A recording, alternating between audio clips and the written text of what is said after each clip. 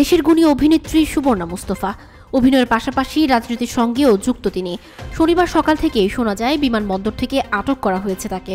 পরে ইমিগ্রেশন পুলিশের কাছ থেকে জানা যায় আসল তথ্য।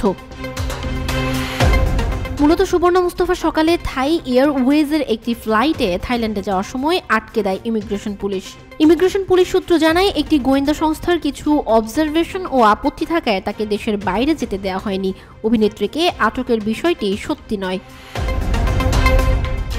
প্রসঙ্গত, সুবর্ণা আওয়ামী লীগের রাজনীতির সঙ্গে যুক্ত আছেন দীর্ঘদিন ধরেই। একাদশ সংসদ নির্বাচনে আওয়ামী লীগ জয়ী হয়ে সরকার গঠন করার পর সংরক্ষিত নারী আসনের জন্য মনোনয়ন ফর্ম বিক্রি করা শুরু করলে এমপি হওয়ার জন্য আগ্রহ প্রকাশ করেন সুবর্ণা মুস্তফা। পরবর্তীতে তিনি সংরক্ষিত নারী আসনে আওয়ামী লীগের মনোনীত এমপি হন। সুবর্ণা মুস্তফা 2019 থেকে 2024 সাল পর্যন্ত বাংলাদেশ আওয়ামী লীগের হয়ে সংরক্ষিত মহিলা আসন 4-এর প্রতিনিধিত্বকারী প্রাক্তন জাতীয় সংসদ সদস্য।